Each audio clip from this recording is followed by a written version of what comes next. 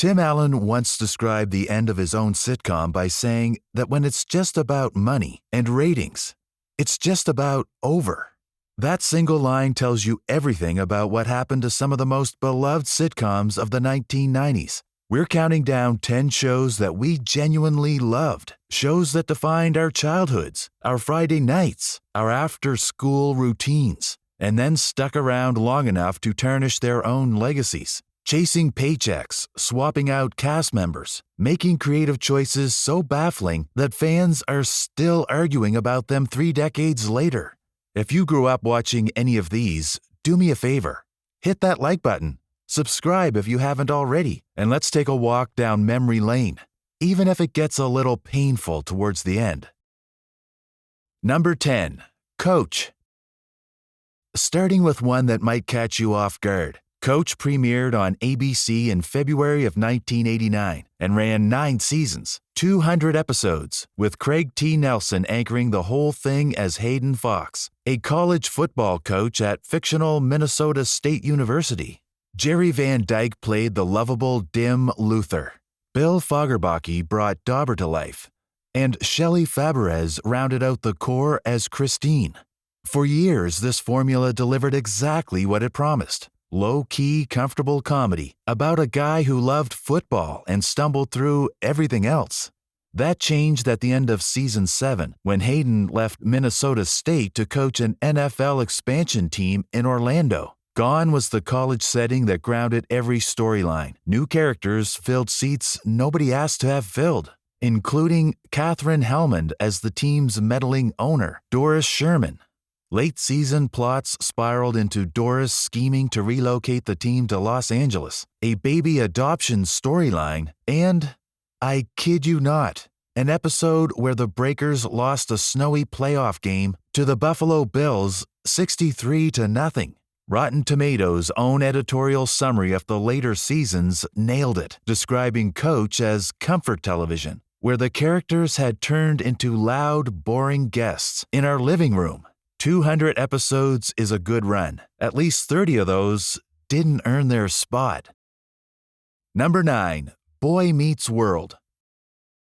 Boy Meets World debuted on ABC in September of 1993, inside the legendary TGIF lineup, and ran 7 seasons, 158 episodes of Ben Savage as Corey Matthews, Ryder Strong as Sean, Danielle Fishel as Topanga, Will Friedle as Eric, and William Daniels as the incomparable Mr. Feeney. Early on, this show delivered something rare, a genuine coming-of-age story that balanced comedy with real heart. Cracks opened up after the Season 5 high school graduation, when the writers contrived to send every main character and Mr. Feeney to the same college. Organic storytelling gave way to increasingly outlandish plots, and Season 7 is where most fans agree the tank hit empty. New additions like Rachel and Jack arrived during Seasons 5 through 7, but neither clicked the way the original core group had. By the 1997-98 season, ratings were dropping roughly 14% year over year, and the trouble wasn't limited to Boy Meets World. ABC's entire TGIF block was crumbling. The network shut TGIF down after the 1999-2000 season. Will Friedle later joked on a podcast that an 8th season could have happened if Sabrina the Teenage Witch hadn't jumped ship to the WB, playfully pinning TGIF's demise on Melissa Joan Hart. Since 2022, the original cast has hosted the Pod Meets World podcast, where they've been remarkably candid, sometimes uncomfortably so, about the behind-the-scenes environment during filming. Number 8. Mad About You. Paul Reiser and Helen Hunt star as Paul and Jamie Bookman in Mad About You, which ran on NBC from September 1992 to May 1999. 7 seasons, 164 episodes. At its best, this was a sharp, witty New York comedy about marriage, and the chemistry between Reiser and Hunt carried everything through the first 5 seasons without breaking a sweat. Baby Mabel arrived at the end of Season 5, and the show never found its footing again. Writers lost the thread of what made the Bookmans interesting. leaning into couple in crisis territory, near affairs, marriage counseling, mounting resentment. Season 7's finale flashed forward decades to reveal the Bookmans had separated, with their grown daughter Mabel filming a documentary about her parents' troubled marriage. A last-minute reunion capped the series, but it felt more exhausting than satisfying. What makes this entry especially wild is the money. Both Reiser and Hunt were reportedly earning $1 million per episode during that final season, putting them alongside the Friends cast as the highest-paid sitcom actors of the era. And while shooting those last episodes, Hunt won the Best Actress Oscar for As Good as It Gets in March of 1998, which created a strange dynamic where the female lead had become a bigger movie star than the show's own creator. Entertainment Weekly's Ken Tucker captured the situation perfectly, calling it a clear case of a show that had hung around too long. A revival on Spectrum in 2019 landed with a thud, which probably tells you everything. Number 7, Will and Grace. David Cohen and Max Muchnick created Will and Grace, which premiered on NBC in September 1998 and ran 8 seasons, 194 episodes in its original run, followed by a 3-season revival from 2017 to 2020.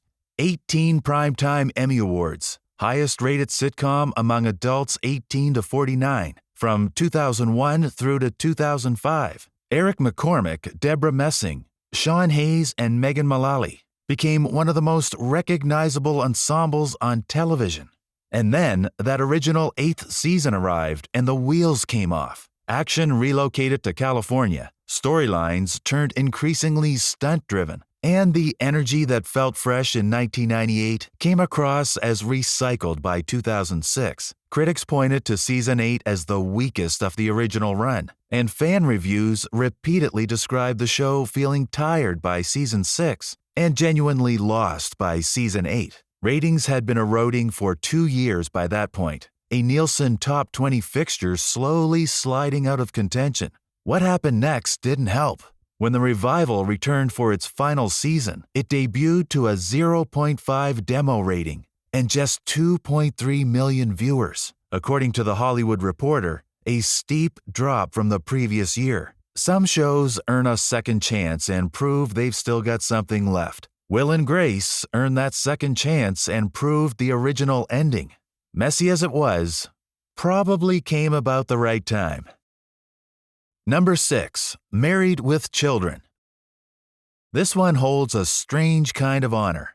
Married with Children was Fox's very first sitcom, premiering April 5th, 1987, running 11 seasons and racking up over 250 episodes. Ed O'Neill, Katie Siegel, Christina Applegate, David Faustino. The Bundys represented everything network television wasn't supposed to be, and audiences loved every minute of it, which makes the show's most infamous late-era blunder all the more painful. Season 7 introduced a young nephew named Seven, played by Shane Sweet, in a transparent attempt to inject cute kid energy into a show that built its entire entity on being the anti-cute kid show.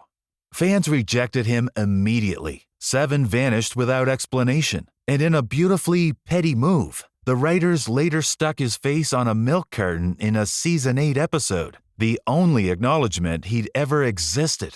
Other signs of fatigue piled up alongside Seven's ghost, a dream pregnancy storyline in Season 6. Ted McGinley joined the cast in Season 5. McGinley, for what it's worth, became so associated with boarding sinking ships that he earned the unofficial title of patron saint of jumping the shark. Fox kept bouncing the show around the schedule. Sundays, then Saturdays, then Mondays, with barely any promotion. Cancellation came in April 1997, and nobody bothered to inform the cast in advance.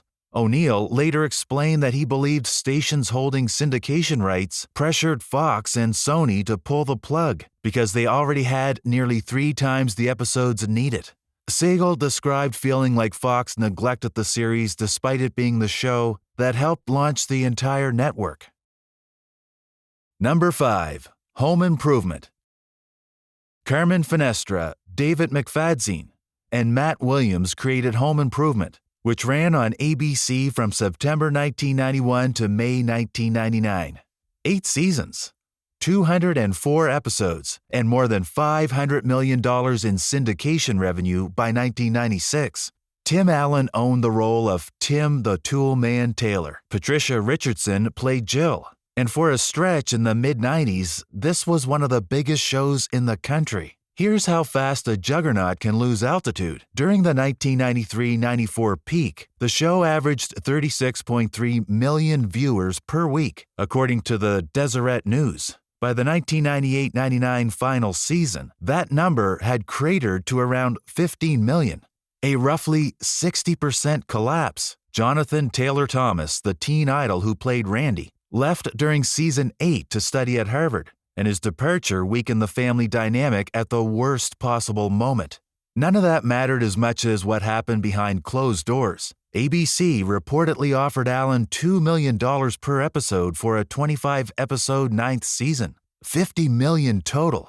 Richardson's offer came in at $1 million per episode, but she demanded pay parity with Allen and an executive producer credit, which Disney and ABC refused. Richardson later told the LA Times that there wasn't enough money in the world to get her back for a 9th year, adding that the show needed to end. Allen echoed the exhaustion in a Deseret News interview, distilling the whole situation down to, when it's just about money and ratings, it's just about over. Even so, the finale went out big.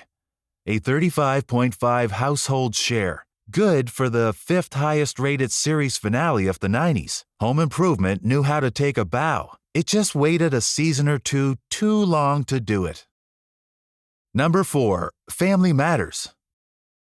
Here's a show that launched as one thing and ended as something its own creators wouldn't recognize. Family Matters premiered on ABC in September 1989 as a spin-off of Perfect Strangers, built around the Winslow family and anchored by Reginald VelJohnson as patriarch Carl Winslow.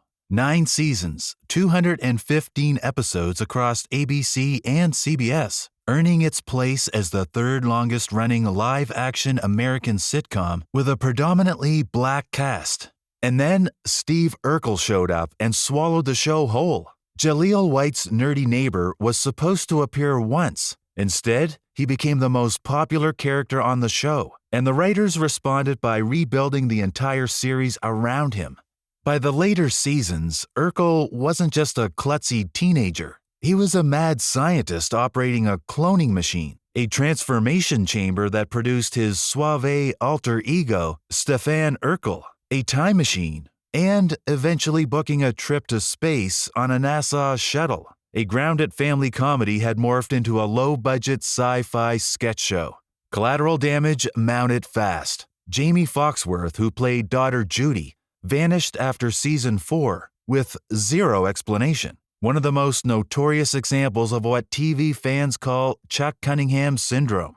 Jo Marie Payton, who played Harriet, later admitted she felt the show had jumped the shark years earlier and that Urkel dominated the show's attention. Tensions boiled over when Payton nearly came to blows with White on what would be her final regular episode, with Darius McCrary reportedly stepping between them. Payton departed mid-season 9. Judy Ann Elder stepped in as a replacement. Money drove the final chapter. CBS paid a reported $40 million for a 22-episode season bundling Family Matters and Step by Step, slotting them on Friday nights directly against ABC's TGIF block. That gamble collapsed. The 9th season averaged about 5.9 million viewers, and CBS canceled the entire block by spring of 1998. Number 3, That 70s Show. Bonnie Turner, Terry Turner, and Mark Brazel created That 70s Show, which launched on Fox in August 1998 and ran 8 seasons, 200 episodes. Fox's second longest-running live-action sitcom behind Married with Children. Topher Grace, Mila Kunis, Ashton Kutcher, Laura Prepon, Danny Masterson, and Wilmer Valderrama turned Eric Foreman's basement into one of the most iconic hangout spots in sitcom history. 7 seasons worked beautifully. Season 8 didn't. Grace departed after Season 7 to chase a film career, immediately landing the role of Eddie Brock in Spider-Man 3. Kutcher scaled back to a special guest star role, showing up in only a handful of episodes. 2 of the 6 core friends were gone. And the show's solution? Josh Mayers as replacement character Randy Pearson landed with a thud. Fans flatly rejected him.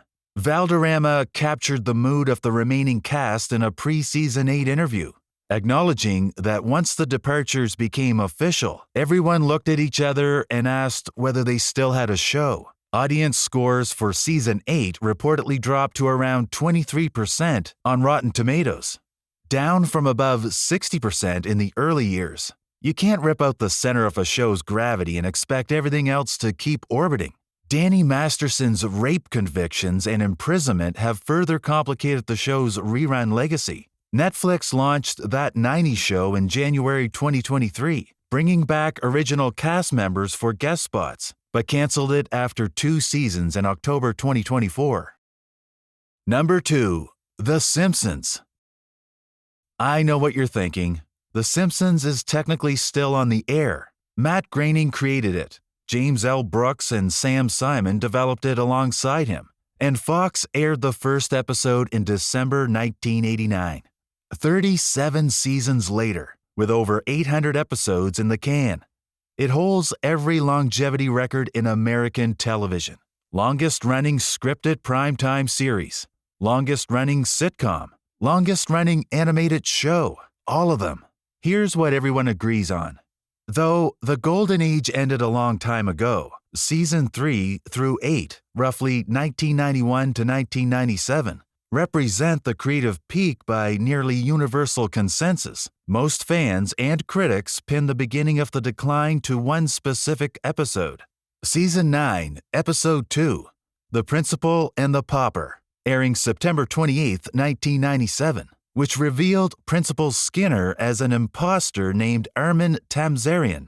Harry Shearer, who voiced both characters, publicly criticized the episode as disrespectful to the audience. Numbers confirmed what fans already felt. Statistician Nathan Kunn analyzed every episode's IMDb rating and found the first 9 seasons averaged an 8.2 out of 10, while later seasons averaged 6.9. Only 3 post-Golden Age episodes managed to clear the average rating of a Golden Age episode. His clustering analysis pinpointed a Season 10 episode as the statistical endpoint of the show's best era. Entertainment Weekly tracked the trajectory in real time, grading the show A- in 1990, A in 1993, A+ in 1997, then dropping the overall grade to B- by 2012.